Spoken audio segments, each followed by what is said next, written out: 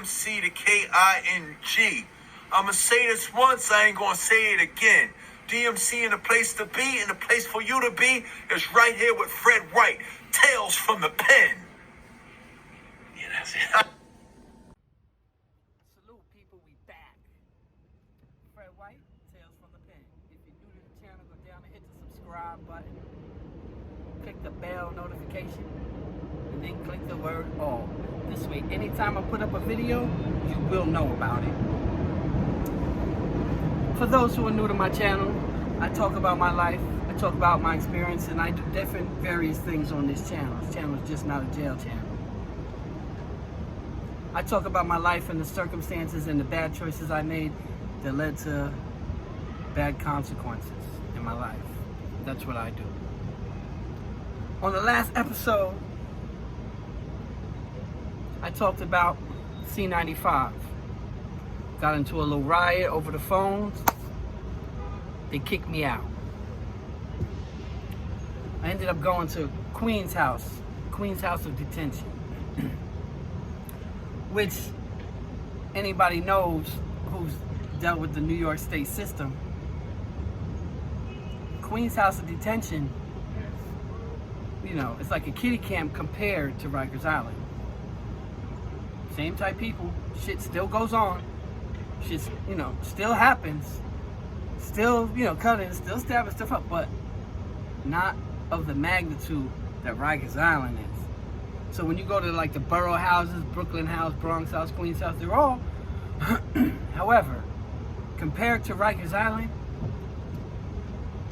it was like, whew, like that. Not that many people on the tier. You know, some tiers you can go up and down, they leave the gates open. It was a different environment. But again, shit still go down there. So when I pull up in the spot, my man Bourne was there. Shout out to GT Bourne, that's my guy. He got shot. That's the one I told you got shot on Rikers Island. Bourne was there. Bourne pretty much had everything under control over there. So when I walked, you know, I was good. But I still sat back and watched, analyzed, seeing what was going on. You know, and Bourne pretty much had control of the phones. There was only like a couple people actually getting on the phone. So it was all good. I didn't have to go in and like fight for phone time and all of that type stuff. I didn't have to do that. It was like given to me, more or less. I think Bourne had like from 8 to 10 or something. He had like 2 hours or something like that on the phone. That was his slot. And then from 10 to 11 was this other kid named Barnes. Big mouth dude. Real big mouth dude. He like maybe 5'10", like big stocky one with a big mouth. He used to walk around with the slippers type shit. You know what I mean? He had dudes, you can see he had dudes like a little nervous of him. I didn't like him. We stayed together for, I don't know, a couple weeks. Not even, I don't remember how long it was, but I just know I didn't like this guy. He ended up leaving, got packed up, I don't know what happened, left. Barnes, big mouth. My man Bourne went home. CP2 homicides, he went home. So now it's just me and a few others in the house. You know, we had the shit, everything was smooth, everything was good. Had a few incidents along the way. We'll get into that another time. So one day I call home. I called my boy, actually. I called my boy, who I grew up with since we were in kindergarten. And he tell me about his girlfriend. You know, we were talking and I knew that his girlfriend, who I knew my whole life as well, I knew her, she was like a year or two younger, and her sister. She had 2 sisters and a brother too, but her other sister was my age. We were in the same classes together. I knew this little girl my whole life. And it was one of my best friend's girlfriend. and she had got raped. A guy had came up to her. She was in her schoolgirl outfit, pulled out the gun, made her get in the car, took her to a hotel, raped her. Told her, give me your phone, and took her chain that had my boy's name and her name. And he took it and said, if you want this back, you give me your phone number. Now, she was 14 years old or something like that at the time, 14, 15, like that. She was a couple years younger than me. When this happened, she was coming home from school. So this guy did this to her, and then had the nerve a week later to call her from the library around my way and told her, I'm on the corner. If you want your necklace, you come back out here. That's how that's the belief that he had, how much he had terrorized her. Police were immediately called. They swarmed the place. They got him. Come to find out, this dude was a serial rapist. He had raped like 12 or 14 women or something like that. So, me and him is talking on the phone, and I'm like, how such and such, asking about his girlfriend, who later became his wife and the mother of his 2 children later. So I'm asking him, how's she doing? Tells me, she's doing as best as she can, blah, blah, blah, blah, blah, blah. He's like, I wonder if you ever ran. I'm like, what is the guy's name? Maybe I ran into him. He's like, maybe you did run into him. And he told me the guy's name. He said, Jimmy Barnes. I was like, Barnes? Yeah. The same big mouth dude that had everybody shook on the tier. Had everybody scared with his big mouth.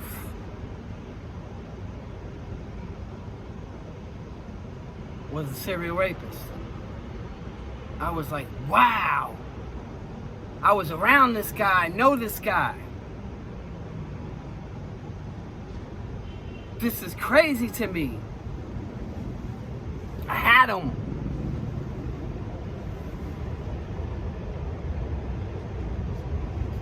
A little while goes by, I don't remember the exact time, how much went by, a week, 2 weeks, a month, 2 months. Barnes comes back to the Queen's house. One night, gates open, you hear him downstairs. Big mouth, you know it's him. Guess who's back? Now, I had told everybody about, this dude's a rapist. So when he was walking down the tier, dudes banged on my wall. Ain't nothing to talk about.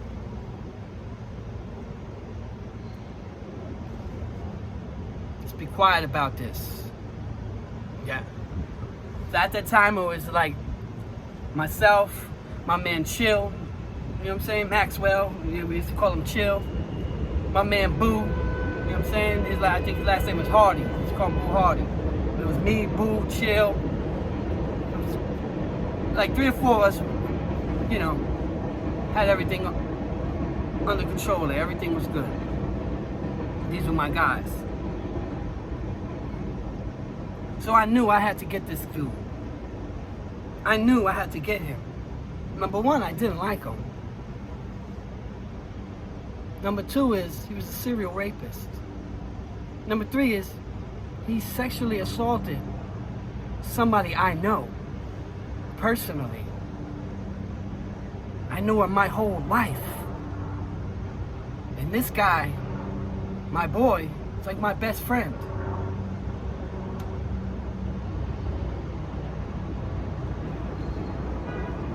That's a storm to me. Yeah.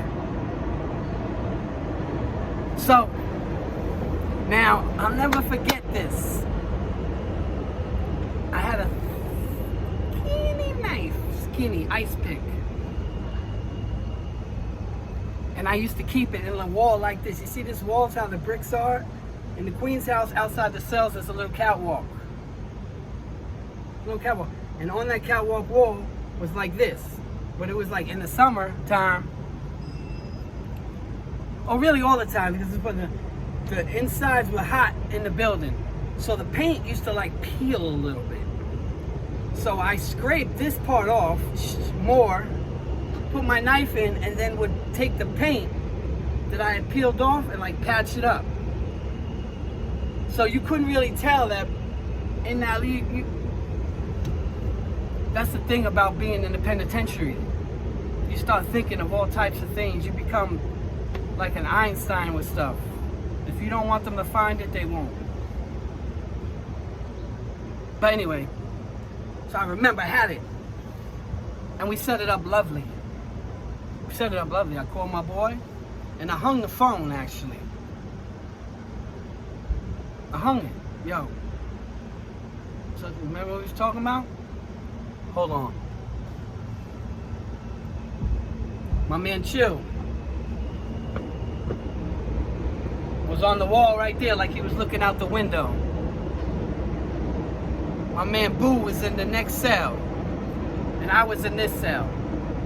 So he walked past Boo's cell, and as I'm on the right side of him, Chill is on the left side. Chill turns the steels on him. Boom!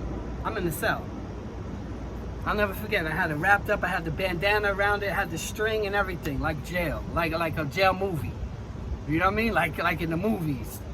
I'm wrapping it up. You know, I got these old time. You know what I mean? Like telling me this is how you wrap it. This is so it doesn't fall. Chill hit some BAM! Boo jumps out this, like he stumbles back, and as he stumbles back, Boo jumps out the cell on him too. BANG! Now I jump out.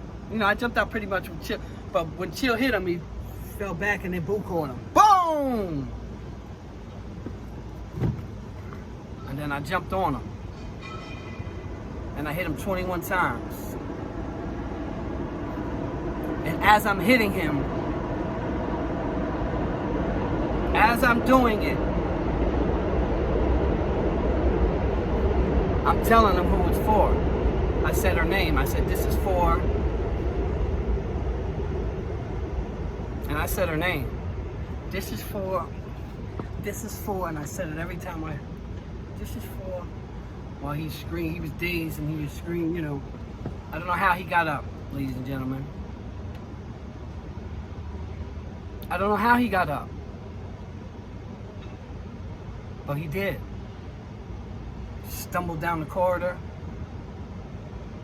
You know, I passed the shit off. You know what I mean? By the time the police came, that shit was already on another floor, my knife. He ran, you know, labor to the bubble. I don't know how he did it. I thought he was dead.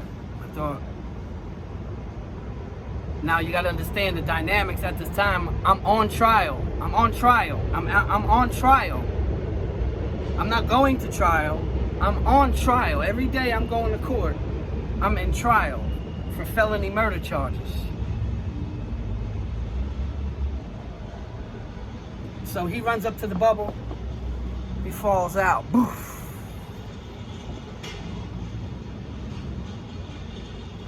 You know, lays the fuck out right there. And everybody, you know, everybody scatters. They come get us later. He told on us.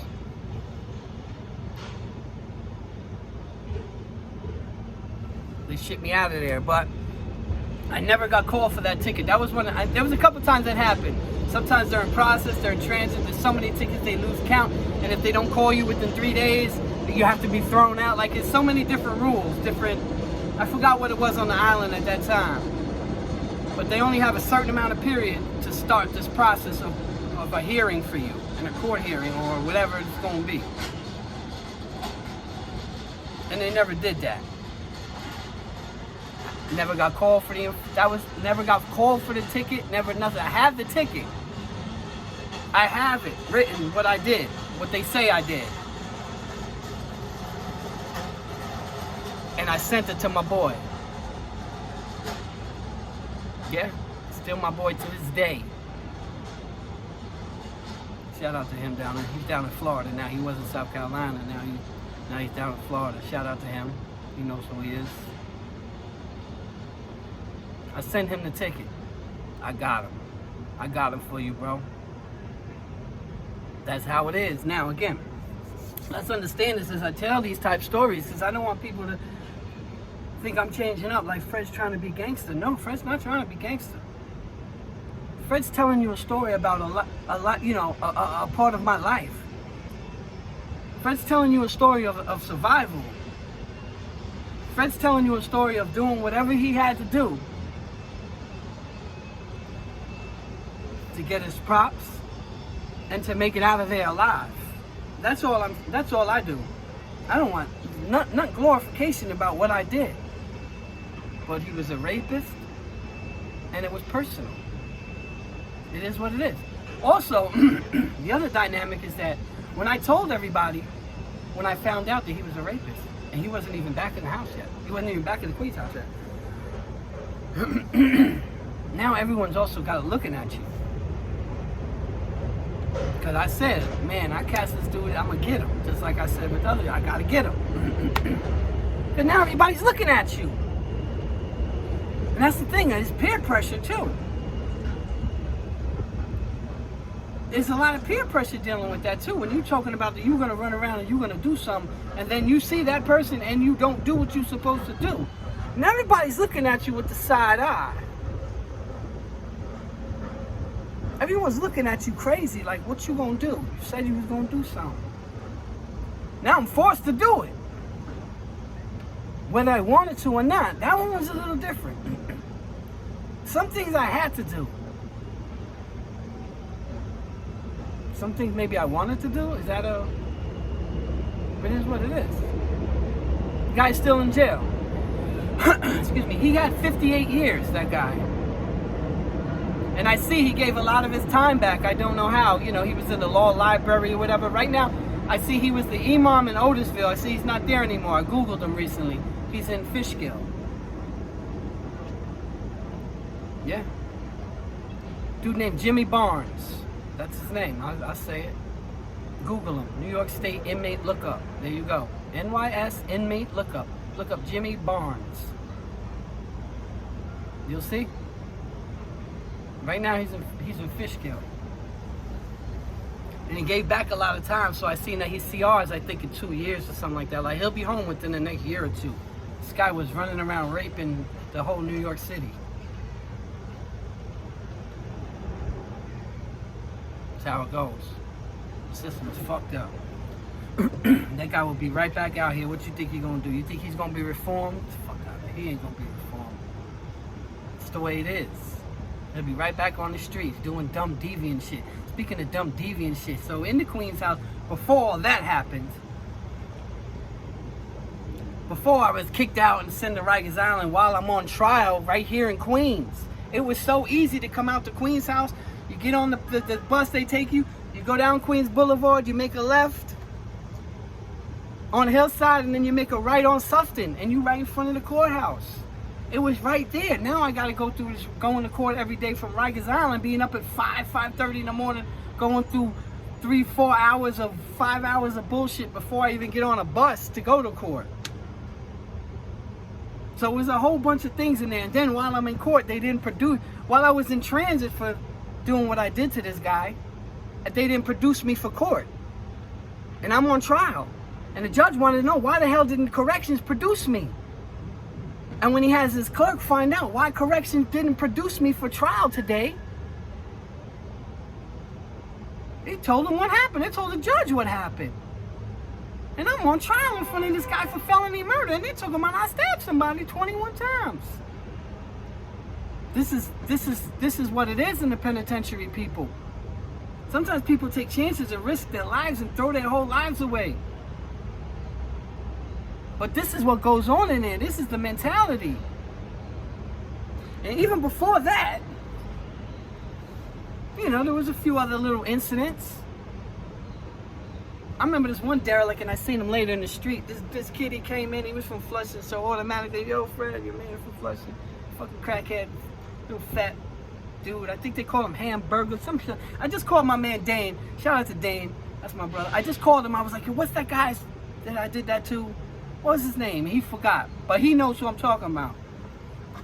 Because when I did it, he was like, oh, why'd you do that to such and such? Anyway, so I was in the Queen's house, and this dude comes in, derelict, motherfucker, like, stop saying you from around my way. Like, I used to, you know what I'm saying? Stop telling people you even from Queens, man.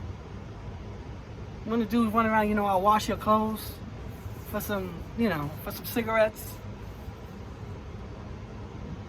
One of them type dudes that, you know, will clean your cell, fold your clothes. Wasn't, it's just a bum. He had nobody, so he just did whatever. Type of dude that this was the cameras broke, the camera's back, whatever. The dude's been wanting to smack him up. It was like, I don't know what it was. Like, it was a turkey day. Maybe it was a Thanksgiving. I don't remember. But I remember it was turkeys and dudes, eating their little thing. And he's running around asking people, when you eat your turkey bone and that's it, you done, you leaving it? He's asking people, yo, you still got a little meat on that. Can I get that? I said, oh. Dudes later on, just for rec, beat him with a belt. I was there. I didn't beat him with a belt. But I stopped it later. I could have stopped it ahead of time. Dudes shut the fuck up. He did something, they beat him with a belt. I swear to God, they beat him with a big belt. Like a fucking kid. Bam, bam, he's beating this kid with a belt. Crazy thing is, fast forward. Damn near 20 years later. I'm walking in the street. I had my baby girl with me. She was barely even 2 years old. Just started walking. And somebody else was with me. I'm walking down the street. I see him. Now around my way, there's a little corner store on Casino and 71st. There's a little corner store. I knew all of them was there every day. You know what I mean? So I'm walking and I see him come out and they're like chasing him. Come in, man, get out of the store. Give us that back, whatever. So he has a coat on. He pulls it out. He pulls out a bouquet of flowers. He's like, I was just kidding. I wasn't going to take it. They're like, don't come here no more, whatever. I'm walking. So now I see him. He turns around. He starts looking at people. He puts his hands in his pants. He's got his hands in his pants looking at people, right? So as I walk up, I look. I said, oh, this is that same little fat fuck. This is that same dude that got beat with the belt back, and I remember you. I didn't say nothing to him. So I'm walking. He's like, hey, man, what's up, man? Yo, he takes his hands out of his pants. It's like, yo, what's up, man? Remember, like he remembered me. He's like, yo, what's up? I was like, the fuck? Fuck it. What you trying to shake my hand for? You just had your hand the fuck out my face, man. Like right away I spazzed, like that's just the way it is. Like we not sitting here playing games. I'm not playing with you. I got my kid with me, otherwise I'd have punched you right in your face already. So I'm like, what the fuck is you doing? Make the fuck out of here, man. And he was like, oh yeah. Like he said some slick shit. And then he told me like some shit, like I was walking, I was like, man, go ahead, man. You lucky I'm with my baby, man. Go ahead, man. I'm just walking. And he's like, yeah, man. Like he said some shit like, suck my dick and fuck you. And he pulled his pants down. Like he pulled his front down, like it in front of my chest. Yeah, I told you I was with somebody else. Here, hold my daughter, please. Please walk down the block. Yeah. You already know what I did. What it is. I hit him with the old school shit. Threw the hand in the air. Bam! Some real dumb shit I did. Shaky Sean told me that. I put the hand. Bam! He looked up. Called him. Just ragged him. Same little fat dude that was fucking eating meat off people's bones. Trying to be fucking tough on the corner. It's crazy. But anyway, people, I don't tell these stories, to big myself up. I just tell you guys, I'm just giving you guys a piece of my life and the stuff that I've been through. And the choices and the negative choices that I've made in life and what I had to do to still be here today, to still be alive today. These are just some of the stories, people. That's all it is. You guys know the motto. Experience is the greatest teacher. But somebody else's experience can be just as valuable if you pay attention and listen. I'll be back next week for some more stories. You already know the motto, people. Fred White, signing off.